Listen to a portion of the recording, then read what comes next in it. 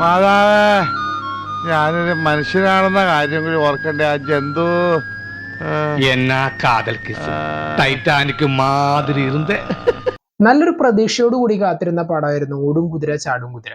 And ആ പടത്തിന് പ്രതീക്ഷ വെക്കാൻ ഒറ്റ കാരണമേ ഉള്ളൂ, അൽത്താഫ് സലീം അദ്ദേഹത്തിന്റെ പ്രീവിയസ് മൂവി ആയിട്ടുള്ള ഞണ്ടുകളുടെ നാട്ടിലൊരു ഇടവേള വളരെയധികം ഫേവറേറ്റ് ആയിട്ടുള്ള ഒരു പടമായിരുന്നു അത്. കാരണം ആ സിനിമയിൽ പറയാൻ ഉദ്ദേശിച്ചിട്ടുള്ള ആ ഒരു സ്റ്റോറി പാറ്റേണും അതിലെല്ലാ ആക്ടേഴ്സിന്റെ പെർഫോമൻസും എല്ലാം കൊണ്ടും തന്നെ എനിക്ക് ഫേവറേറ്റ് ആയിട്ടുള്ള ഒരു മൂവി ആയിരുന്നു.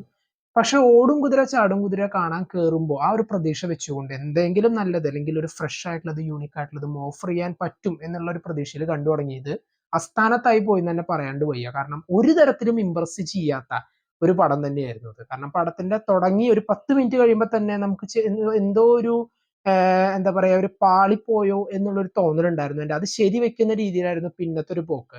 പടത്തിന്റെ ആദ്യ പകുതി അവസാനിച്ചപ്പോൾ ഓക്കെ, രണ്ടാം പകുതിയിലെങ്കിലും എന്തെങ്കിലും പുതിയതായിട്ട് അല്ലെങ്കിൽ എന്തെങ്കിലും എന്താ പറയുക ഇതുവരെ നിരാശപ്പെടുത്തിയതിൽ നിന്ന് വ്യത്യസ്തമായിട്ടൊരു ഇംപ്രസ് ചെയ്യാനുള്ള എന്തെങ്കിലും സംഭവം ഉണ്ടാകുമെന്ന് വിചാരിച്ചു. പക്ഷെ ഒരു കാര്യം ഉണ്ടായിരുന്നില്ല. എനിക്ക് തോന്നുന്നു പ്രീവിയസ് ഇപ്പൊ റിലീസായതിൽ ഇപ്പൊ റീസെന്റ് റിലീസിൽ വെച്ചിട്ട് ഏറ്റവും ഫഹദിന്റെ മൂവീസിൽ വെച്ചിട്ട് തന്നെ one of the worst performance ആണ് ഈ ഒരു പടത്തിന്. കാരണം ആ ഒരു ക്യാരക്ടർ അങ്ങനെയാണെന്ന് വിചാരിച്ച് നമ്മൾ കണ്ടാലും ശരി, വളരെയധികം ഒരു ഏച്ച് കെട്ടിയ പോലത്തെ ഒരു പെർഫോമൻസ് ആയിരുന്നു കാഴ്ചവെച്ചിരുന്നത്. കാരണം എബി എന്ന് പറയുന്ന ഒരു ക്യാരക്ടറിന്റെ ഇൻട്രൊഡക്ഷൻ തൊട്ട് അവസാനം വരെ നല്ലൊരു മൊമെന്റ് പോലും ആ ഒരു ക്യാരക്ടറിന് ഓഫർ ചെയ്യാനായിട്ട് ഉണ്ടായിരുന്നില്ല എന്ന് വേണം പറയാൻ. കാരണം ഈ ഒരു സിനിമ കാണുമ്പോൾ എനിക്ക് തോന്നിയത് ഒരുപാട് പടങ്ങൾ കണ്ട പോലെ അതിൽ ഒരു 2 3 സിനിമകൾക്കുള്ള കഥ ഈ ഒരു പടത്തിൽ പറഞ്ഞു വെച്ചിട്ടുണ്ട്. അതിൽ ആരെയാണ് നമുക്ക് ഫോക്കസ് ചെയ്യേണ്ടത്, ഇടയ്ക്ക് ആരൊക്കെയോ വന്ന് പോകുന്നുണ്ട്, ഓക്കെ ഇത് കഴിഞ്ഞിട്ടുള്ള എന്താണ് ഇങ്ങനെ ഇത് തൊട്ടടുത്ത മൊമെന്റിൽ എന്തെങ്കിലും ഉണ്ടാവും എന്ന് പറയുമ്പോൾ ആരൊക്കെയോ വരുന്നു ആരൊക്കെയോ പോണു, പ്രത്യേകിച്ച് യാതൊന്നും ഇല്ലാത്ത നമ്മളിപ്പോ ഈ ഉള്ളി ഇങ്ങനെ പൊളിച്ച് പൊളിച്ച് പോകുമ്പോൾ ഒന്നും ഇല്ലാത്തൊരവസ്ഥയിൽ അതിനേക്കാൾ തന്നെ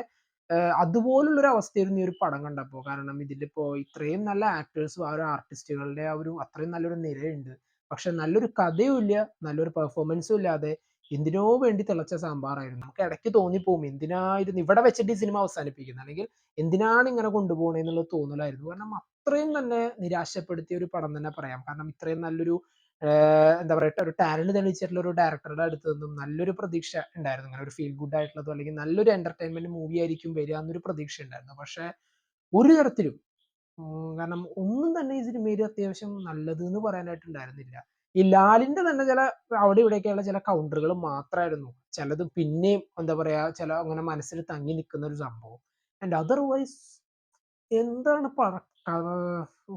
എന്താണ് ഇവര് ഉദ്ദേശിക്കണത്? കാരണം പടം ഇങ്ങനെ തുടങ്ങി ഓക്കെ ഒരു പോയിന്റിലെത്തി, ഇവിടെ നിന്ന് ഇനി എങ്ങോട്ട് പോകണം, ലെഫ്റ്റ് പോകണോ റൈറ്റ് പോകണോ എന്നറിയാണ്ട് പിന്നെയും ഒരു ഡെഡ് എൻഡിലെത്തി, പിന്നെയും പോയി ആ വഴി ഈ വഴി പോയിട്ട് അവസാനം നമ്മളെ പെരുവഴിയിലാക്കുന്ന പോലത്തെ ഒരു എക്സ്പീരിയൻസ് ആയിരുന്നു ഈ ഒരു പടത്തിന്റെ.